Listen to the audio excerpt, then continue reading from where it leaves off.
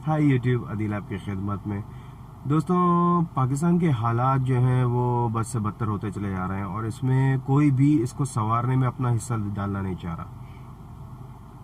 दिन ब दिन जो है वो हालात जो हैं वो कशीदगी और पेचीदगी आती जा रही है। जैसे कल ही की बात है, कल जो है वो हमजा शहबाज ने हल्फ उठा लिया। हल्फ उठाने पे हमको कोई एतराज़ नहीं है, बस में शौक। हल्फ उठाइए, आप सियासतदान हैं, सियासत के अंदर आइए, आप सियासत के मैदान में कीजिए। लेकिन जिस तरह से ये काम किए जा रहे हैं, असल में वो मसले वो खतरनाक है। अदालतें 3 फैसले दे चुकी हैं अपनी। दोपहर में फाइल जमा हो रही है, रात में अदालत लग रही है और फैसला हो रहा है। मतलब नॉट इवन 24 आवर्स में अदालत फैसला सुना रही है। ये हो क्या रहा है? मतलब अदालतों ने कभी तो आज तक कभी ऐसा नहीं हुआ, जो अदालतें अब करना शुरू हो गई हैं कि with in not even 24 hours, 24 घंटे से पहले जो है वो फैसले सुनाए जा रहे हैं। और कितने केसेस जो हैं वो अदालतों में पेंडिंग है, बहुत से केसेस हैं। मतलब 1001 केसेस हैं जिसको अदालतें नोटिस ही नहीं कर रही हैं। दूसरी तरफ उधर पीटीआई की बात करूं तो पीटीआई का जो है वो रात भर वो अदालत के आगे खड़े रहे कि हमारी फाइल हमारी बात सुनी जाए। लेकिन उधर अदालतें बंद की हुई हैं, दरवाजे बंद पड़े हुए हैं, सब कुछ बंद पड़ा हुआ है। ये सारा काम जो है, ये सारा शरीफ खानदान के लिए। ऐसा क्यों होता है? ये ऐसा क्यों हो रहा है कि खाली शरीफ खानदान को उनके मतलब का इंसाफ मिल रहा है, बाकी किसी को उनके मतलब का इंसाफ नहीं मिल रहा? इसकी वजूहात जो हैं, अगर आप सही से समझें तो ये वजूहात बिल्कुल क्लियर हैं। असल में ये जो मनी लॉन्ड्रिंग का केस है इनके ऊपर, शहबाज शरीफ, हमजा शरीफ और पूरे शरीफ खानदान और बाकी सारे जितने भी हैं उनके ऊपर ये जो मनी लॉन्ड्रिंग का केसेस है, तो ये बेसिकली मनी जो लॉन्ड्री हुई है, किसका पैसा मनी लॉन्ड्री किया इन्होंने? अपने पैसे को? नहीं, अपने पैसे के लिए इनको मनी लॉन्ड्री की जरूरत नहीं थी। और अपने पैसे को तो एक दफा करते खत्म, 2 दफा कर देंगे, साल में 1 दफा करेंगे, साल में 2 दफा करेंगे, साल में 4 दफा कर देंगे, साल में 6 दफा कर देंगे। बस इकट्ठा पैसा किया, 1 दफा भी निकाल दिया। ये मनी लॉन्ड्रिंग मुस्तकिल होती रही है, क्योंकि जितना हमारा करप्टेड सिस्टम है, जिसमें अदालतें भी आती हैं, जिसमें जजेस भी आते हैं, ये सारे करप्टेड सिस्टम जो है, ये अपना पैसा जो खाते थे यहाँ से निकालने के लिए ये इनको यूज करते थे। और इनको यूज करने की वजह से इनके जो राज हैं वो इनके पास हैं, क्योंकि इनका पैसा भी बाहर पड़ा हुआ है। और इनके पैसे की जिम्मेदार जो हैं वो ये हैं, शरीफ खानदान। और इनकी जिंदगी भर की कमाइयां हैं ये, जिसको ये बर्बाद नहीं कर सकते। तो इनको मतलब दिल आए ना आए, दिल में कुछ कहीं ना कहीं तो जमीर होगा किसी ना किसी जज के अंदर। वो अपने जमीर को होते हुए भी जमीर को मारेगा। क्यों? क्योंकि उसकी सारी जिंदगी भर की जो हराम की कमाई है, हलाल की कमाई तो नहीं कहूँगा, हराम की जो कमाई है वो उसकी खत्म हो जाएगी। और वो सारा पैसा, वो सारी पावर वो ब्लैकमेल कर सकते हैं। वो खाली पैसे की बात नहीं है, अगर ये खोल दिए जाएं, अगर राज खोल दिए जाएं तो वो भी जलील और रुस्वा हो जाएंगे। तो असल में चीजें ये हैं कि सब अपने आप को बचाने के लिए लगे हुए हैं, और बचाने के चक्कर में जो है वो शरीफ खानदान जो है वो पावर ले रहा है। क्योंकि शरीफ खानदान ने हर एक को जो है खस्सी कर दिया है, खस्सी कहा जाएगा, खस्सी कर दिया है सबको। पूरा सिस्टम जो है इनके सामने बेबस हुआ हुआ है, क्योंकि पूरा सिस्टम में जितनी भी चोरी चकारी हुई है वो सारी शरीफ खानदान, नवाज शरीफ खानदान और जरदारी के जरिए हुई हुई है। क्योंकि इन्होंने ही संभाला इक़्तिदार को 35 सालों से, 35-36 सालों से यही संभालते हुए आ रहे हैं। इन्होंने ही पूरे सिस्टम को संभाला। बेनजीर नवाज शरीफ, बेनजीर नवाज शरीफ। अबे पिछली दफा ये हुआ है खाली जरदारी साहब आए, वरना हर दफा तो बेनजीर ही होती थी। बेनजीर नवाज शरीफ तो इनकी चलती रहती थी। इन्होंने ही पूरे सिस्टम के अंदर जो है अपनी जड़ें बनाई हुई थी, और यही असल माफिया थे पूरे सिस्टम के अंदर। तो इस सिस्टम को पूरे को अगर आप बदलना के लिए इतना आसान नहीं है काम, लेकिन नामुमकिन भी नहीं है। मुस्तकिल की कोशिश, मुस्तकिल एक लगन के साथ काम करने में हर चीज हो सकती है। तो असल में ये जजेस जो हैं ये बेचारे मजबूर हैं, क्योंकि इनके जो राज हैं वो इनके पास हैं, जिसकी वजह से इनको रातों में अदालतें लगानी पड़ती हैं। वरना जजेस इतने किसी के साथ भी नहीं है, ये अपनी ड्यूटी के साथ इतने मुखलिस नहीं है, तो ये इतने किसी के सगे नहीं है कि रातों में आए और अदालतें लगाएं। लेकिन मजबूरी ये है कि जब धमकियां आए कि तुम्हारा ये कर दिया जाएगा, या ये हो जाएगा, या वो कर दिया जाएगा, या वो कर दिया जाएगा, या ये देख लो, ये तुम्हारी रिकॉर्डिंग पड़ी है, ये ऊपर ओपन कर देंगे, ऑन एयर कर देंगे, तो जज बेचारे को आना पड़ेगा और करना पड़ेगा। मतलब वो कहते हैं ना, एक झूठ को छुपाने के लिए 100 झूठ बोलने पड़ते हैं, और वो जज साहब कर रहे हैं आजकल हमारे, कि वो अपने सचों को छुपा, अपने झूठों को छुपाने के लिए, अपने सचों को छुपाने के लिए, जो उनके सच हैं उनको छुपाने के लिए वो और से और उस कहानी को दबाने में लगे हुए हैं, जिसमें वो और ज्यादा गंदे होते जा रहे हैं।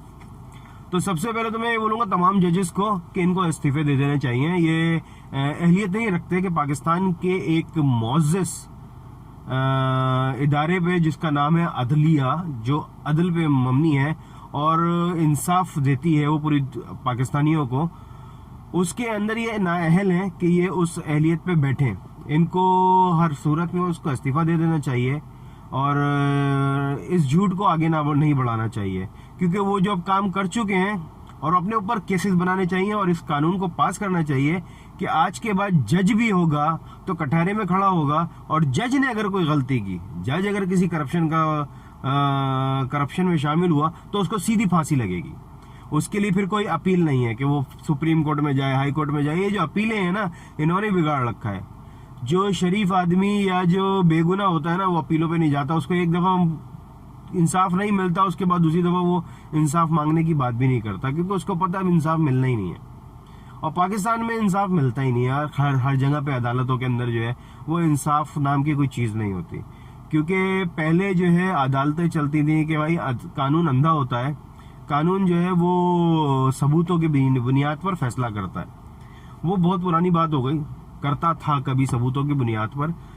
अब उसके बाद जो है वो कानून चेंज हुआ, वो सबूत नहीं, वो दलाइल की बुनियाद पर, मतलब दलीलें जो देता है ना वकील, जो जितनी अच्छी वकील दलील देगा वो केस जीत जाता था। सबूत खत्म हो गए थे, सबूत खड़े हुए अपनी जगह पे, लेकिन सबूत की कोई सुनवाई नहीं होती थी, दलाइल की सुनवाई होना शुरू हो गई थी।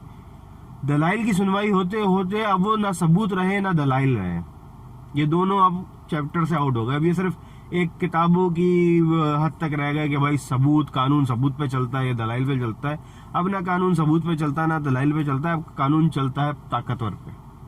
जिसके पास ताकत है, जिसके पास पैसा है, जो पावर रखता है, जो ये दम रखता है कि आपकी कुर्सी को हिला दे, का फैसला उसके मतलब का आता है। और वो हमारे सामने मौजूद है, हम सब देख रहे हैं और इसको छुपा नहीं सकते। और ये कहा जाता है कि अदलिया को गलत ना कहो और इसको गलत ना कहो, तो मैं नहीं मानता इस बात को कि जो गलत है उसको गलत कहना है। ये हमारे नबी ने कहा है कि हक का साथ दो, जो गलत है उसको गलत बोलो, चाहे वो कोई भी हो। तो इसलिए कि फलाने को ना बोला जाए, फलाने को ना बोला जाए, ये सब कहने की बातें, इसमें कोई सदाकत नहीं है। सदाकत यही है कि जो गलत है वो गलत है। और अदालत, हमारी अदालतें सबसे ज्यादा बिकी हुई है, और हमारे पाकिस्तान की हिस्ट्री में अगर सबसे ज्यादा नुकसान पाकिस्तान को किसी ने पहुंचाया है तो वो अदलिया ने पहुंचाया है। और पाकिस्तान के सबसे बड़े गद्दार जो है वो भी अदलिया ही है, क्योंकि ये खा के बैठे हुए होते हैं पैसे, ये कहीं ना कहीं बिके हुए होते हैं, और बिकने की सूरत में जब ये पैसा लेते हैं या कुछ भी गिफ्ट तवाइफ मिलते हैं तो उसके ये काने हो जाते हैं, और उसके बाद ये इनको कोई भी इस्तेमाल कर सकता है। ये नॉर्मल सी बात है कि ये आजकल कल्चर बन चुका है कि किसी को भी कुछ करना है तो उसका बंदा खरीद लो और बंदे को तोड़ लो, उसके राज अपने पास रखो, और उसके बाद एक दफा तुमने खरीदना है और बार बार वो तुम्हारे लिए इस्तेमाल होता रहेगा, क्योंकि वो तुम्हारा अब काना हो गया। तो ये एक नॉर्मल सी बात है। लेकिन मैं ये तमाश करता हूँ और मैं ये मुतालबा करता हूँ कि हमारी अदालतों को फौरी तौर पर इस्तीफे दे देने चाहिए कि आप अहलियत नहीं रखते अदालत के सीटों पे बैठने की, आप अहलियत नहीं रखते। और अदालतों को फौरी तौर पर जो है वो रिजॉल्व कर दिया जाए, अदालतों को ख़त्म किया जाए, और अदालतों को सही तरीके से रिफाइंड सिस्टम के तहत अदालतों को बनाया जाए। और ये जो जजेस को सिलेक्ट करने का सिस्टम है, ये जो चीफ आर्मी स्टाफ को सिलेक्ट करने का सिस्टम है, इन सिस्टम को ख़त्म किया जाए। इन सिस्टम की जगह जो है वो दूसरे सिस्टमों को लाया जाए। मेरे लीडर इमरान खान की जो तहरीक है आज़ादी पे, उस आज़ादी का मतलब यही है कि हम इस सिस्टम से आज़ादी चाहते हैं। ये इस सिस्टम से हमें आज तक पाकिस्तान को बने हुए कुछ 74-75 साल हो चुके हैं, और इस सिस्टम से आज तक हमें कोई फायदा नहीं हुआ। मतलब कोई, मेरे सारे पाकिस्तानी इस बात पर मुत्तफिक होंगे कि आज तक पाकिस्तान के मफाद में सिस्टम में से कोई, कहीं से भी कोई चीज नहीं आई। जब भी आई है पाकिस्तान के नुकसान में ही चीज आई है। क्यों? क्योंकि ये अपना फायदा सोचते हैं। तो एक वक्त में सिर्फ एक ही का फायदा हो सकता है, या तो पाकिस्तान का फायदा हो जाए या मेरा फायदा हो जाए। तो मैं प्रेफर ये करूंगा कि मेरा फायदा हो, पाकिस्तान को छोड़ो, क्योंकि इनकी सोच ही यही है, क्योंकि ये ताकत पे बैठ जाते हैं। अब ये इन लोगों के लिए कोई बड़ी चीज नहीं रही। ये एक दफा देखें, बात ये होती है कि ईमान का सौदा सिर्फ एक दफा होता है। एक दफा ईमान बिका, अब बार बार बिकेगा। अब उसकी कीमत बन चुकी है, अब वो बिकता रहेगा। तो ये जितने भी जजेस हैं ये बिके हुए हैं, इनके ईमान बिक चुके हैं, इनके अंदर ईमान तो है ही नहीं, ये बिके हुए हैं, बिकाऊ हैं। तो इनसे हमें इंसाफ की तवक्को है ही नहीं कि इनसे हमें कोई इंसाफ मिलेगा। तो इनके खिलाफ एक आवाज उठाई जाए, इनके खिलाफ एक मुहिम स्टार्ट की जाए। और मैं ये समझता हूँ वो चप्पल वाली जो मुहिम है वो बहुत अच्छी है, और उसी के ऊपर काम किया जाए और सही तरीके से काम किया जाए। हर पाकिस्तानी अपना फर्ज समझ के इस मुहिम का हिस्सा बने। हमें बहुत सारी कुर्बानियां देनी पड़ेंगी, क्योंकि किसी निजाम से जंग करना आसान नहीं है। जिस तरह पाकिस्तान नया बना था तो हमको एक बहुत बड़ी मिकदार में, बहुत बड़ी क्वांटिटी में हमको जानों के नजराने देने पड़े थे, तब कहीं जाके पाकिस्तान बना था। लेकिन सिस्टम से लड़ाई लड़ने के लिए इससे ज्यादा हमें अपनी जानों के नजराने देने पड़ेंगे, जो दिखता है हालात में। क्योंकि ये लोग अपने ऊपर नहीं आने देंगे, ये फुल रेजिस्ट करेंगे, और अब तक कर रहे हैं रेजिस्ट, और ये करते रहेंगे और उनका रेजिस्ट बढ़ना शुरू हो जाएगा। अब ये अदालतें जो है वो हमारे ऊपर और बहुत सारों के ऊपर तोहमतें लगाना शुरू करेगी और उनको गिरफ्तारियों पे लेके आएगी, क्योंकि अदालत इसके अलावा और कुछ नहीं कर सकती कि हमको गिरफ्तार करवा दे। और हम, क्योंकि हमारे पीछे ना कोई नवाज है, ना कोई जरदारी है, हमारे पीछे कोई भी नहीं है। हमारे पीछे जो है वो हमारा एक लीडर खड़ा हुआ है जो कानून की बात करता है, जो कहता है कानून सबसे ज्यादा बालातर हो, और वो पाकिस्तान का कानून हो नहीं सकता जो हर एक चीज से बालातर हो। उसके लिए कानून को खत्म करना पड़ेगा, फॉर्मेट करके दोबारा से लाना पड़ेगा सिस्टम को, तो ही होगा। और मैं ये समझता हूं कि कानून जितना भी बालातर हो, लेकिन हाकिम से बालातर कभी नहीं होना चाहिए उसको, वरना कानून वही करेगा जो हो रहा है। तो कानून कभी भी हाकिम से बालातर नहीं होना चाहिए। हाकिम जिसको अवाम सेलेक्ट करके लेके आए, उससे बालातर ना कानून होना चाहिए, ना ही आर्मी होनी चाहिए, ना ही कोई सिस्टम होना चाहिए। जिसको भी अवाम इलेक्ट करके लेके आए 5 साल के लिए, वो हर एक से बालातर होना चाहिए, बस। कानून उससे बालातर नहीं होना चाहिए। कानून तब काम करे जब वो अगले इलेक्शन आए, उसको वोट नहीं मिले, कोई और जीता, तब कानून उसके ऊपर काम करे, क्योंकि वो कानून से बालातर नहीं रहा।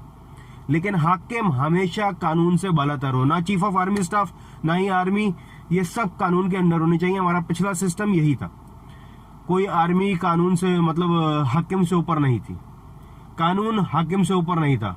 रसूल अल्लाह ने सारे जितने भी ऑर्डर किए उसमें कहीं भी गलत नहीं है, कोई भी गलत नहीं, लेकिन कहीं पे भी कानून उनसे बहस नहीं कर सका। क्यों? क्योंकि कानून उससे बालातर नहीं था। और कानून क्योंकि एक पेशा है, जब एक पेशा बन जाता है तो उसको कहते हैं धंधा। उर्दू की जबान में इसको एक आसान लफ्जों में कहा जाए तो धंधा। तो धंधा होता है, फिर धंधे में चलता है पैसा, रोकड़े की बात होती है। फिर तो जब धंधा हो जाता है, जब किसी का भी एक प्रोफेशन होगा तो धंधा होगा। जैसे फॉर एग्जांपल मैं कहूँ डॉक्टर के लिए किसी इंसान की जान की कीमत कोई ज्यादा नहीं होती, क्योंकि वो रोजाना जो है वो रोजाना की बेसिस पे मौत पे मरते हुए देखता है, इंसान की तकलीफ देख रहा होता है, इंसान के जिस्म को देख रहा होता है, उसकी हिस्स मर जाती है वो। इसी तरीके से अदलिया के रोजाना फैसले करते करते इनकी हिस्सें मर चुकी होती हैं, और इनको अब ये नहीं होता कि बेगुनाह है या गुनाहगार है। भाई मुझे एविडेंस दिखे, मुझे पैसा मिला उससे, मैं इसके खिलाफ फैसला दूंगा।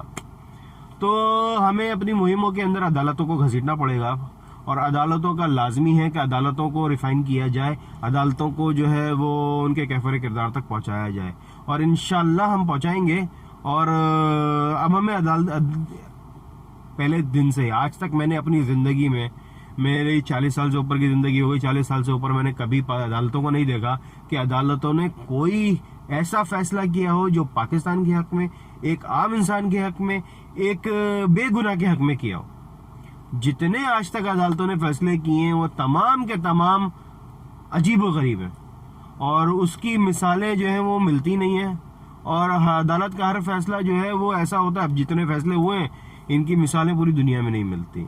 आज हमारे ऊपर इन्होंने जिनको मुसल्लत किया है, अल्लाह इनसे पूछने वाला है, और इंशाल्लाह इनका जल्दी ही जो है वो इनका हिसाब होने वाला है। ये अपने कैफर किरदार तक पहुंचेंगे इंशाल्लाह। ये सारे के सारे जितने भी मुल्क के गद्दार हैं इनको भुगतना पड़ेगा ये।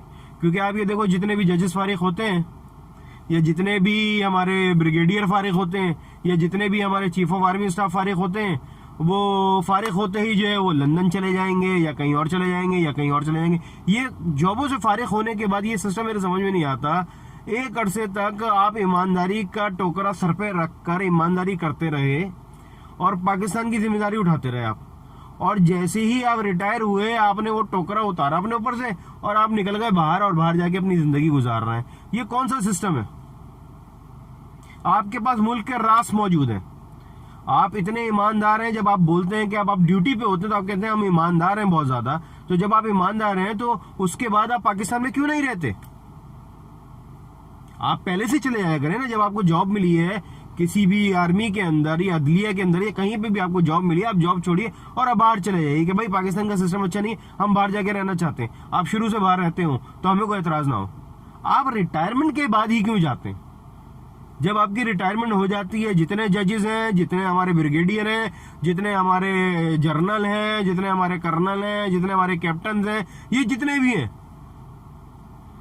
भी हैं अक्सर को आप देखिए तकरीबन 70% अबव जो है वो रिटायरमेंट के बाद बाहर सेटल हो जाते हैं। क्योंकि एक बड़ा अमाउंट उन्होंने अपने इक्तदार के टाइम में, जो उनकी ताकत का टाइम था, उसमें उन्होंने एक पैसा जमा करके बाहर अपना एक सेटअप बना के रखा हुआ होता है, तैयार किया होता है। और रिटायरमेंट से पहले वो अपना पूरा फ्रेम बना रहे होते हैं और जितनी उनको प्रॉपर्टी चाहिए होती है, जायदाद चाहिए होती है, वो तैयार करके पूरा प्ले ग्राउंड बना के खड़ा कर देते हैं उसको। और रिटायरमेंट होते ही वो फुस गए और वहां पे जाके रहना शुरू हो गए और खत्म। अब उनका काम खत्म। इससे पहले वो थे कि हम जो है मुल्क पे कांच नहीं आने देंगे, हम यूं कर देंगे, हम फलाना कर देंगे, हम ढुमकाना कर देंगे। और रिटायरमेंट होने के बाद अब उनके सारी जिम्मेदारियां खत्म हो गई और हो गया। जो इंसान हद पे होता है, वो चाहे हुकूमत में हो या ना हो, वो चाहे अपनी सीट पे हो या ना हो, वो चाहे अपने मुकाम पे खड़ा हो या ना खड़ा हो, वो हक के साथ हमेशा खड़ा होता है। और अगर एक सच्चा पाकिस्तानी तो उसके दिल से कभी भी पाकिस्तान का दर्द नहीं जा सकता। ये अजीब सा सिस्टम है। रिटायरमेंट के बाद उसके जिस्म, उसके दिल से जो है वो पाकिस्तान का दर्द खत्म हो जाता है। रिटायरमेंट होने के बाद उसको पाकिस्तान बुरा लगने लगता है। रिटायरमेंट होने के बाद उसके पास से सारी रिस्पॉन्सिबिलिटियां खत्म हो जाती हैं, वो जाके बाहर जाके सेटल हो जाता है। तो ये अजीब सा सिस्टम है, ये अजीब सा निज़ाम है। इस निज़ाम को सोचना पड़ेगा, समझना पड़ेगा और इस निज़ाम को ख़त्म करना पड़ेगा। और ये हम पर लाजिम है कि हम इस निज़ाम के खिलाफ आवाज़ उठाएं। कुछ भी हो जाए, डोंट केयर। मतलब जानों की कीमत ना रखो, अपनी कीमत कुछ ना रखो। कोई तकलीफ होती है होने दो, कुछ होता है होने दो, क्योंकि इसके खिलाफ आवाज़ उठानी पड़ेगी और आवाज़ उठाने ही हमारा राइट है और हमें काम करना पड़ेगा इसके पीछे। तो दोस्तों, अब तक के लिए इतना ही। अपना ख्याल रखिए, बहुत ज़्यादा अपने मुल्क का ख्याल कीजिए और अपने हुकूक का ख्याल कीजिए। ना ये देखिए कि मैं नवाज शरीफ को चाहता हूँ, ना ये देखिए कि मैं इमरान खान को चाहता हूँ, ना ये देखिए कि मैं जरदारी को चाहता हूँ, ना ये देखो कि बिलावल भुट्टो को चाहता हूँ। हर चाहत को ख़त्म करो। ये देखो कि सिस्टम जो है इस वक्त हमको हर तरफ से जकड़ चुका है। इस सिस्टम में सांस लेना बहुत मुश्किल हो गया है। पाकिस्तान में जो पाकिस्तानी बैठे हुए वो कहते हैं पाकिस्तान का कुछ नहीं होना, पाकिस्तान बर्बाद है, पाकिस्तान बर्बाद है। वो इस सिस्टम की वजह से बर्बाद है। नवाज शरीफ इस सिस्टम में से आया, जरदारी इस सिस्टम में से आया, हर कोई जो आ रहा है वो इस सिस्टम में से आ रहा है। ये सिस्टम खराब है। इस सिस्टम को खत्म करो, इस सिस्टम को फॉर्मेट करो, इस सिस्टम को तबाह करो, नया सिस्टम लेके आओ। ये सिस्टम किसने बनाया? ये हमारी अदलिया ने सिस्टम बनाया। हमारा सिस्टम जो बना हुआ है वो हमारे जजेस के पर बना हुआ है। हमारी अदालतें, हमारी आर्मी भी अगर कोई अच्छा काम करना चाहे या किसी चीज के खिलाफ कोई एक्शन ले तो अदलिया उसके बीच में आ जाती है और अदलिया जो है उस काम को खत्म करवा देती है। क्योंकि आज के दौर में पावर जो है वो अदलिया है। एक प्राइम मिनिस्टर, एक गवर्नर, एक चीफ ऑफ आर्मी स्टाफ आजकल के दौर में कोई वैल्यू नहीं रखता। मुशर्रफ दौर में आप देख चुके हैं कि एक चीफ जस्टिस को उसने कुर्सी से उतारा था और उसकी पूरी हुकूमत हिल गई थी। मतलब एक चीफ जस्टिस इतनी ताकत रखता है। क्यों? क्योंकि ये असल में हाकिम बन गए। अब हाकिम नहीं रहा। ये जो अदलिया के अंदर जो चीफ बैठता है ना, जिसको मैं कहता हूं चीफ, ये चीफ है, ये जो बैठता है ना, ये मुल्क का हाकिम बना होता है, जिसको ना आवाम सिलेक्ट करती है ना कोई सिलेक्ट करता है। ये खामा खामे हाकिम बन गए। इनको इनकी जगह पे पहुंचाना पड़ेगा। हाकिम जिसको अवाम सिलेक्ट करके लेके आती है उससे बालातर कोई भी नहीं होना चाहिए, कोई भी नहीं होना चाहिए। या तो पाकिस्तान में एक शुरा सिस्टम रखी जाए, उस शुरा को बनाया जाए, शुरा जो है वो हाकिम से ऊपर होगी, उसके अलावा हाकिम से ऊपर कोई नहीं होगा। और शुरा के ऊपर ये लागू किया जाए कि वो शुरा कभी भी हाकिम नहीं बन सकती, उनकी 4 नस्लें या 5 नस्लों में कोई भी कभी हाकिम नहीं बन सकता। और शुरा का एक चैम्बर हो, मतलब शुरा की एक कमेटी हो, उस कमेटी के वो पूरी कमेटी अगर 70% अगर हाकिम के खिलाफ जाती है तो हाकिम के खिलाफ कार्रवाई होगी। तो बनाने को हमारे इस्लाम में सिस्टम मौजूद है, बहुत सारी चीजें मौजूद हैं, लेकिन हम उस सिस्टम को नहीं लाते। हमने किसको लिया है? अवाम इलेक्शन का, अवाम वोट देगी और एक हाकिम को लेके आएगी, और वो हाकिम आने के बाद उस हाकिम भी कमजोर रहेगा, जो इससे पहले बेनजीर हुकूमत के साथ होता रहा, नवाज शरीफ हुकूमत के साथ होता रहा, और इमरान खान के साथ भी हुआ। पहले नवाज शरीफ साहब ने बेनजीर को उतारा, बेनजीर ने नवाज शरीफ को उतारा, नवाज शरीफ ने बेनजीर को उतारा, बेनजीर ने नवाज शरीफ को उतारा। क्यों? इस सिस्टम की सपोर्ट के साथ, इन अदलियों के साथ। तो हाकिम की ताकत कुछ नहीं रही। अवाम इलेक्शन दे के बैठाती है 5 साल के लिए, उसके 5 साल पूरे नहीं होने देते कभी। अवाम ने इलेक्शन दिया ना, अवाम ने वोट दिया ना, गलत दिया था, ठीक है, एक गंदे आदमी को अवाम ने वोट दिया था, 5 साल तो उसको पूरे करने दो, उसको हाकिम तो रहने दो। नहीं, उसको हमेशा गिराया। किसने गिराया? इन्होंने गिराया। हमेशा कोई ना कोई आइन आ गया, आइट 58 भी, फलाना भी, फलाना ढिमकाना, इन्होंने ही अदलिया हमेशा हमारी जो है वो कानून जो है हमारा हमेशा से जो है वो हमारी सिस्टम का सबसे बड़ा नासूर जो है ना वो हमारी अदलिया है। आज मैं इनके खिलाफ बोल रहा हूं क्योंकि उन्होंने साबित कर दिया। मतलब एक हद होती है यार, ठीक है हम चुप हैं, हम कहते हैं हमारे जो है मोहतरम जजेस, हमारे मोहतरम जजेस, हमारे मोहतरम जजेस, हमारे रिस्पेक्टेबल जजेस। अरे भाई शेम्डफुल हो, अब सुनो हमारे मुंह से, तुम हमारे लिए शेम्डफुल हो, हमारे लिए नहीं, अपनी नस्लों के लिए, अपनी बीवी बच्चों के लिए, इस मुल्क के लिए शेम्डफुल जजेस हो तुम लोग। तुम्हें शेम आनी चाहिए, तुम लोगों को शर्म आनी चाहिए कि तुम लोग अपने क्या करते हो यार। अदलिया पे आके बैठ जाते हो और एक बेगुनाह को कभी तुमने नहीं बचाया। वो चीफ जस्टिस ने जाके, पिछले चीफ जस्टिस जो थे उन्होंने पकड़ा था वो पीपल्स पार्टी के एक उनको कि उन शराब की बोतलों के साथ, वो साबित हो गया क्या था वो भाई शराब की बोतलों में तेल डला हुआ था या पता नहीं कुछ और डाला गया था, उन्होंने वो बात की थी। तो ये साबित किसने कराया? अदलिया के जरिए साबित हुआ ना। अदालतें ऐसी बिक चुकी हैं, ऐसी हो चुकी हैं, अल्लाह माफी, अल्लाह माफी, अल्लाह तुमको भुगतना, अल्लाह तुमको देखेगा। बेशक यकीन रखो, मैं इस वक्त वीडियो बना रहा हूं, मैं अपने जुमलों को काबू में रख रहा हूं, वरना मेरे दिल से जो निकल रही है इस वक्त, मेरे नहीं पूरे पाकिस्तानियों के दिल से जो निकल रही है ना, वो तुमको पता चलेगा कि तुम लोग कर क्या रहे हो। इसीलिए मैं ये इल्तिजा करता हूं अपने पूरे सिस्टम से कि पाकिस्तान अब अपना राइट मांग रहा है, पाकिस्तान की आवाम अपना राइट मांगती है। हम जिसको भी इलेक्शन करके हमें क्लीन और क्लियर इलेक्शन करवा के दिए जाए, इलेक्शन कमीशन को चेंज किया जाए। ये जो इलेक्शन कमीशन आपने बना दिया, ये किस काम का है? पूरे साल इनका एक ही काम है, इलेक्शन कमीशन, इनका काम एक ही है, सिर्फ इलेक्शन को करवाना। 5 साल के बाद ही, मतलब 4 साल के बाद भी ये बोलते हैं हम अभी इलेक्शन नहीं करवा सकते। इससे ज्यादा नाअहल और कहां से लेके आओगे? मतलब नाअहली की हद होती है, इतने नाअहल। तो ये सारे के सारे सिस्टमों को सेट किया जाए, एक क्लीन, एक प्रॉपर इलेक्शन करवाया जाए, जो नहीं मुमकिन। क्योंकि अगर तुमने इलेक्शन प्रॉपरली करवा दिया तो तुमने अपने ही अगेंस्ट चले गए, और सिस्टम कभी भी अपने अगेंस्ट नहीं जा सकता। कोई भी सिस्टम अपने अगेंस्ट नहीं जा सकता, क्योंकि अगर एक फर्द अगेंस्ट जाने की करेगा तो उसकी सिस्टम, उसको खिलाफ सिस्टम आ जाएगा, तो ये सिस्टम की सिस्टम से जंग हो जाएगी। तो ये बड़ी मुश्किल है आपके लिए भी, हमारे लिए भी बड़ा मुश्किल है। लेकिन हम अपनी जुस्तजू में खड़े हैं कि हमको इस सिस्टम को चेंज करना है। बस बहुत हो गई। कोई अदालत, कोई चीफ ऑफ आर्मी स्टाफ, कोई भी हाकिम से बालातर नहीं होना चाहिए। That's all. जिसको अवाम ने सिलेक्ट करके बिठाया है उससे ऊपर सिर्फ अवाम ही होनी चाहिए, उसके ऊपर कोई नहीं होना चाहिए। अवाम ने सिलेक्ट करके बिठाया है, अवाम ही हटा सकती है उसको। उसके अलावा न चीफ ऑफ आर्मी स्टाफ, न चीफ जस्टिस, इनको अपनी पावरों से इस्तीफा देना पड़ेगा, अपनी पावरों को रिलीज करना पड़ेगा। ये पावर में नहीं आ सकते। क्यों?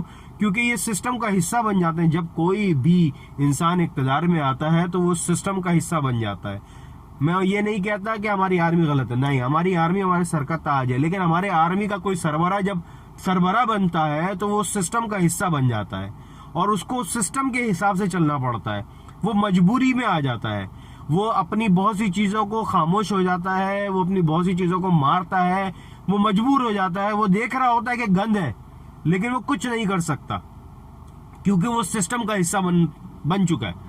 तो तुम बेहतर ये है कि उस सिस्टम का हिस्सा ना बनो, वो जो पावर है उसको खत्म करो कि अब कोई भी चीफ ऑफ आर्मी स्टाफ सिर्फ आर्मी का चीफ होगा, मुल्क पे उसका कोई इख्तियार नहीं होगा, वो हाकिम से बालातर नहीं होगा, हाकिम के नीचे होगा, क्योंकि सिस्टम हमारा आइन यही कहता है कि चीफ ऑफ आर्मी स्टाफ को वजीर आजम सेलेक्ट करेगा, चीफ जस्टिस को वजीर आजम सेलेक्ट करेगा। तो हमारा आइन ये कह रहा है कि हमारा हाकिम जो है वो इन दोनों से ऊपर है, लेकिन आज का सिस्टम जो बन गया है कि हाकिम जो है वो इनके नीचे आ गया है।